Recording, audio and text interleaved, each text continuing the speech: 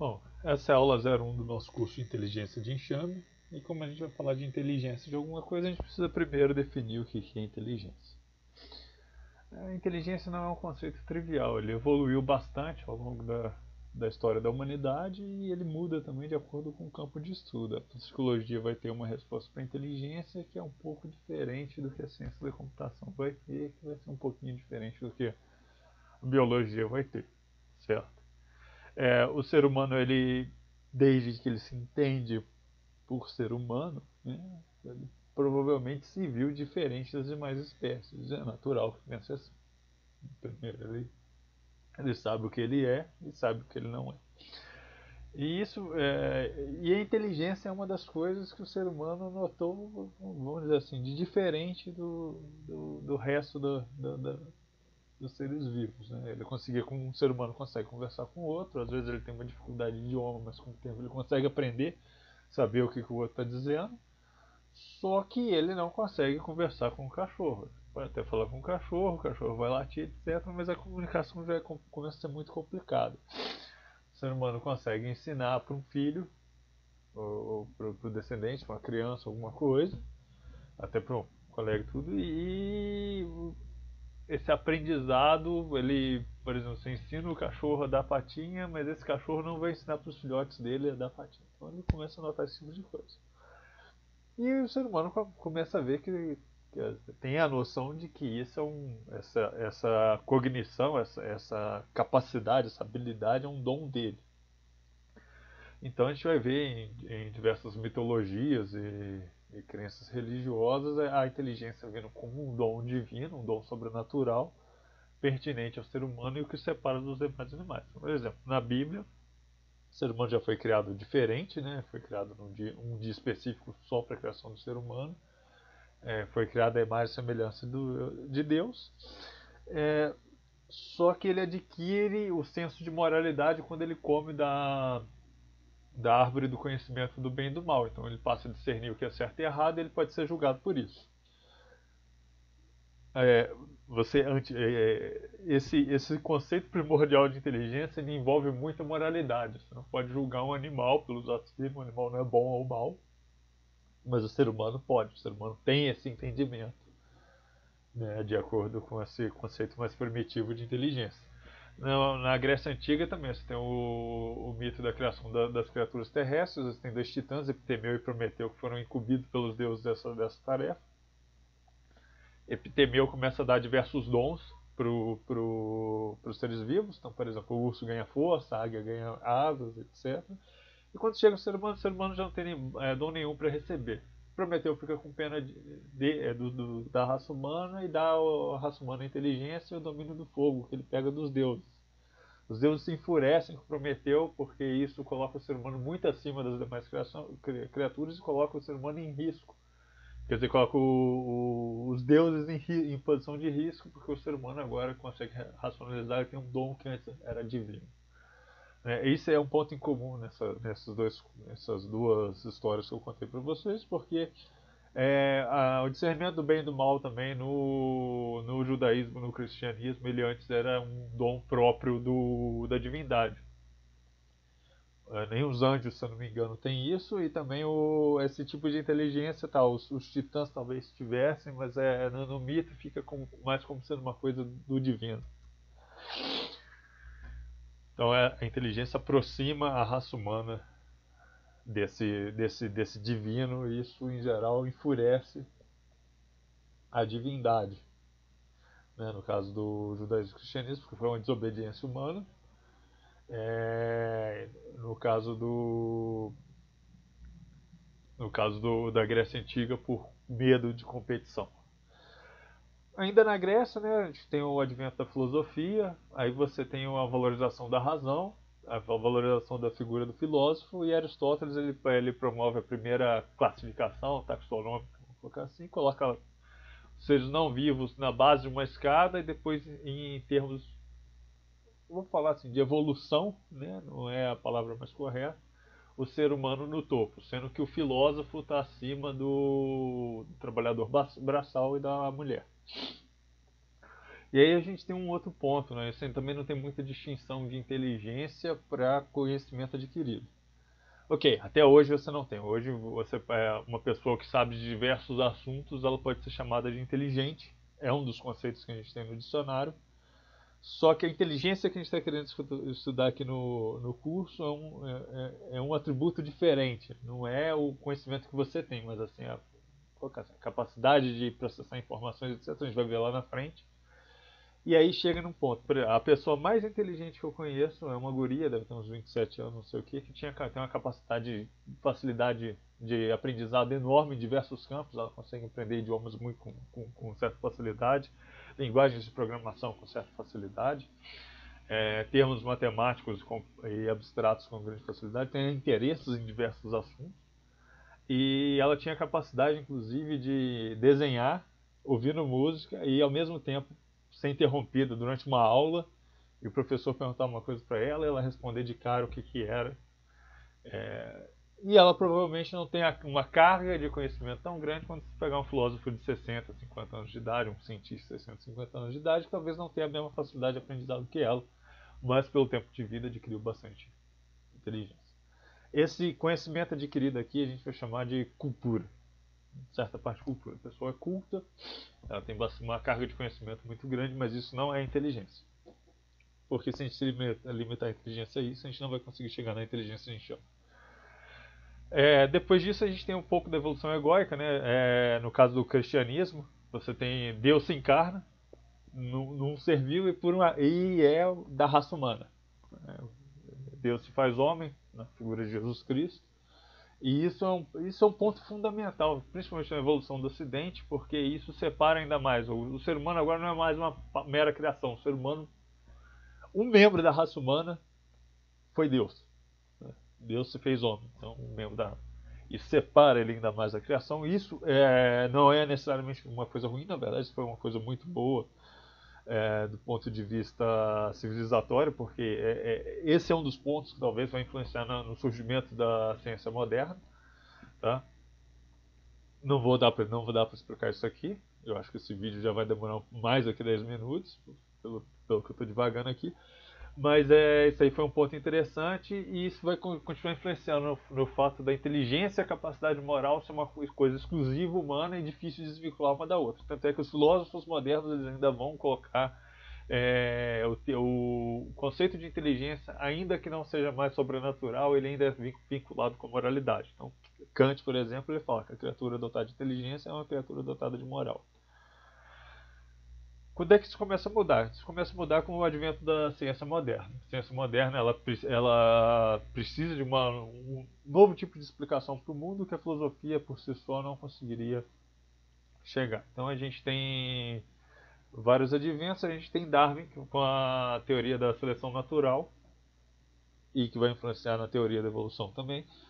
E que vê que o ser humano, na verdade, ele esses biólogos, né, das cientistas modernos, o ser humano passa a ser, de volta a ser um membro da criação. Faz parte do conjunto de criaturas que habitam a Terra. Entendeu? E passaram pelos mesmos processos. Então, o ser humano passou pela seleção natural. E a inteligência começa a ser vista como um mecanismo que a raça humana, ainda limitada à raça humana, mas que a raça humana desenvolveu por causa de uma série de condições que possibilitaram ela desenvolver isso. Então, você precisa de um conceito mais sólido do que a inteligência. Você não pode pegar e associar isso à moralidade. Até para você confrontar se existe inteligência em outros animais, você precisa de um conceito que não dependa de um conceito muito abstrato e humano.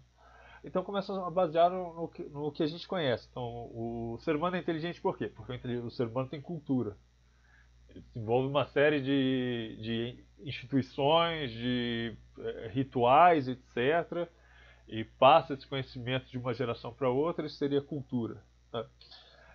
O ser humano consegue aprender, seja com própria experiência, seja com o ensinamento de outros. O ser humano consegue conversar um com o outro, o ser humano consegue fazer pensamento analógico, o ser humano consegue fazer pensamento abstrato, e isso seria uma criatura inteligente.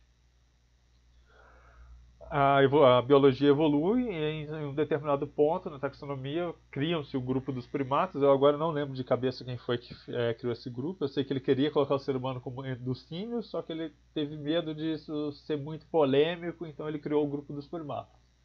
E aí vem, obviamente, a curiosidade humana, que move a humanidade. Então, pô, se a gente está dentro de um grupo taxonômico e tem outros animais lá dentro desse grupo, tipo chimpanzé e gorila, que seriam muito próximos da gente, será que esse grupo também não apresenta inteligência? Então, estudando, eles veem que sim, esse grupo apresenta características de inteligência. Já viram macacos com rituais próximos de um ritual religioso, indícios de linguagem, na verdade, comprovadamente linguagem entre gorilas, chimpanzés, pensamento abstrato, capacidade matemática, então, capacidade de aprendizado. Um ponto muito interessante, por exemplo, recentemente descobriram que tem uma espécie de macaquinho na África, que em uma determinada região eles começaram a ver que algumas tribos desses macaquinhos estavam utilizando um espeto como ferramenta. Isso nunca foi observado antes. E aí eles começaram a ver que o grupo as tribos que usam esse negocinho, esse graveto como espeto, são muito limitados à região onde a observação inicial foi feita. Tribos da mesma espécie de macaquinhos, só que em regiões mais distantes, ainda não usaram. O que eles estão percebendo são indícios de que algum macaquinho descobriu aquela ferramenta como útil, os outros da mesma tribo viram como útil, e isso foi passando pelas tribos da região. Os da região mais distante ainda não tiveram contato com essa informação, então eles ainda não aprenderam isso. Isso é um conceito bem avançado, isso é um conceito inicial de até civilizatório. Você tem alguém fazendo uma descoberta de uma ferramenta, esse conhecimento sendo passado para todos o seu grupo e grupos entrando em contato, trocando esse conhecimento. O que é uma característica extremamente inteligente. Elefantes também, eles são também bom, continuando.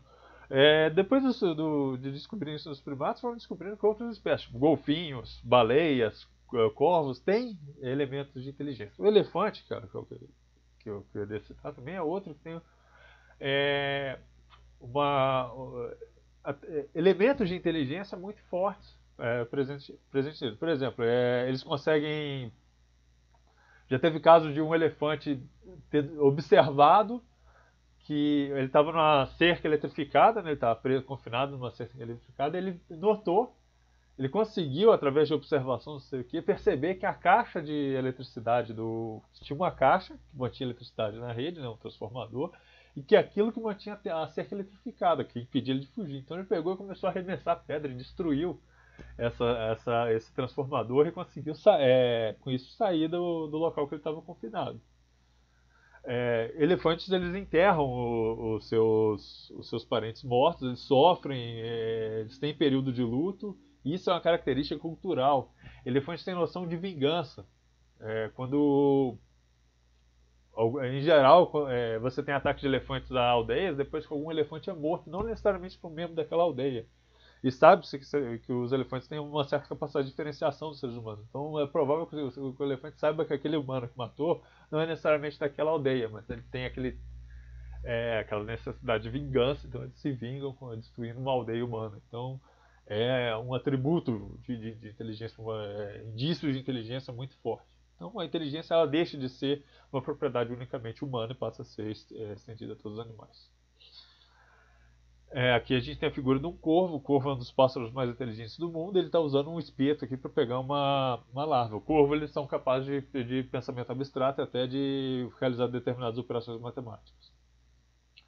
Esse conceito extrapola um pouco. A gente começa a ter mais recentemente discussões sobre inteligências alienígenas. Tá? Alienígena não necessariamente extraterrestre. Alienígena que eu falo aqui é muito diferente do que a gente está acostumado a ver como inteligência. Tá, o que vai mais entrar nesse campo aqui, o que eu quero mais chamar a atenção para vocês, seria exatamente a inteligência de enxame. Nesse caso aí, o que a gente tem, esse ponto amarelo principal, é um fungo chamado. É um fungo, na verdade, não, é uma coleção de organismos unicelulares que se chamam The Blob. Eu não sei o significado exato disso. Aí no experimento eles pegaram, vocês estão vendo o experimento, colocaram um grupo desses organismos unicelulares num ponto, desenharam uma parte da costa do Japão ali e colocaram vários pontos nutritivos onde seriam cidades japonesas. Sendo que esse organismo aí, essa colônia de organismos está focalizada onde seria a cidade principal dessa região. Esse organismo ele se expande até chegar nos pontos de alimentação e mantém esses veios aí também que são formados pelo próprio organismo, né, vários organismos unicelulares. E esses veios eles formaram exatamente as linhas de metrô, as linhas viárias que ligam essas cidades. Exatamente não, mas muito próximo. Ou seja, um bando de bactéria, basicamente, bactéria, protozoário, fungo, aí eu já não vou saber direito o que é, conseguiu formar conseguiu realizar o mesmo trabalho que um grupo de engenheiros japoneses realizou no passado, entendeu? Usando técnicas avançadas de engenharia de cálculo. E com certeza esse fungo não tem, esse fungo não estudou engenharia, não realizou matemática, ele provavelmente cada organismo ali, cada indivíduo dessa colônia executou uma série de operações simples e eles conseguiram ter um resultado muito parecido. Isso é inteligência, só que não é uma inteligência que o ser humano está acostumado a perceber. Entendeu? Esse é um conceito recente. Então a inteligência em chama já chega aí. De qualquer forma, a gente ainda tem que incorporar o conceito de inteligência no conceito humano. Se a gente começar a extrapolar muito, daqui a pouco qualquer coisa vira inteligente e a gente não tem um padrão para determinar. A gente não tem um conceito firme e aí fica difícil, fica supérfluo o conceito de inteligência, ele acaba não servindo para nada. Definição do dicionário, né? A palavra inteligência ela vai ter vários significados, por exemplo, distinção do ser humano dos animais, eu já acho isso muito fraco. Conhecimento profundo é aquilo que eu falei, né? Que é o que a gente chama da pessoa ser culta. A gente não vai usar esse conceito nesse curso, mas ainda é um significado válido. Eu não estou dizendo que isso não é um significado válido. Tá? Palavras têm vários significados. Quem me conhece sabe que eu tenho uma briga muito grande com quem enche o peito para falar doutor é quem tem doutorado. Doutor também é uma palavra que tem vários significados. Então, inteligência ela vai ter. Mas nesse curso a gente vai pegar, a gente vai estabelecer um conceito um pouco diferente. A gente vai tirar isso daí. Existem dois consensos, né, formados por associações que estudam inteligência. Eles são consensos ainda bem antropomórficos, mas eles têm pontos em comum. Que é, por exemplo, capacidade mental, raciocínio, planejamento, adaptação, eles vão sempre tangenciar nesse ponto. Então vamos falar a definição dada por Ben e Wang. Ben e Wang eles são os caras que criaram o termo inteligência de enxame, eles são dois engenheiros. Eles dizem o seguinte, no artigo Swarm Intelligence in Cellular Robotic Systems, que é onde eles lançam esse termo, eles falam que uma entidade inteligente, se ela consegue reagir a alterações no ambiente de forma não aleatória, porém não previsível. Por quê? Porque essa entidade inteligente ela tem um modelo comportamental interno. E esse modelo comportamental ele não é de fácil acesso para um observador externo. Ele é complexo demais para um observador externo conseguir desvendar esse modelo comportamental interno. Então, basicamente, uma analogia seria a seguinte: você pode conhecer uma pessoa muito bem, mas você nunca vai ter certeza de como ela vai reagir em uma determinada situação. E outra coisa, outro elemento dessa entidade inteligente é que ela é capaz de modificar seu modelo comportamental interno de acordo com a experiência passada, ou seja, ela aprende. Então, se ela fez uma coisa e deu errado, e ela recebeu uma resposta negativa para aquilo que ela fez, a tendência é que ela tente a modificar e não usar essa mesma abordagem para a mesma situação. Né? Obviamente, existem dificuldades de aprendizado, às vezes ela fez uma vez, isso foi azar, ela vai tentar fazer de novo, mas com uma determinada repetição, a tendência é que ela mude esse modelo comportamental interno. Então a gente tem esses pontos em comum, uma entidade inteligente, ela é capaz de aprender, ela é capaz de se adaptar, ela é capaz de responder racionalmente ao ambiente. Esse racional é um outro ponto aqui que eu tenho que deixar bem claro. Isso aqui, o racional aqui não é aquele conceito que a gente está acostumado de racional, que é um pensamento metódico, é um pensamento que busca verdade. Na verdade, esse racional é, do ponto de vista, acho que seria melhor uma resposta estratégica ao ambiente, uma resposta que faça com que ela se beneficie mais. Então, por exemplo, você tem uma pessoa e ela acredita que a Terra é plana. A Terra não é plana. Só que essa pessoa vê várias evidências de que a Terra não é plana. Só que ela está interessada em se manter no grupo que ela ainda existe. Inconscientemente, isso aumenta a chance de sobrevivência dela. Né? Uma resposta inconsciente, até uma resposta talvez primitiva, porque a gente dependia muito de andar em grupo, a gente ainda depende muito de grupo. Então, negar essas evidências não seria uma resposta racional do ponto de vista clássico, porque ela viu evidências do contrário da crença dela, só que manter a crença dela aumenta a chance dela continuar no grupo, aumenta o conforto dela, aumenta o ganho que ela tem. Então ela nega essas evidências. Ela tá sendo inteligente, ela está tendo uma resposta racional ao ambiente que ela vive. Certo? Então esse é o fim da aula 01. Eu vou adicionar uns outros vídeos aí, é, anexos à aula 1, para a gente dar uma olhada como é que funciona esse blob, etc. Isso é tudo. Obrigado.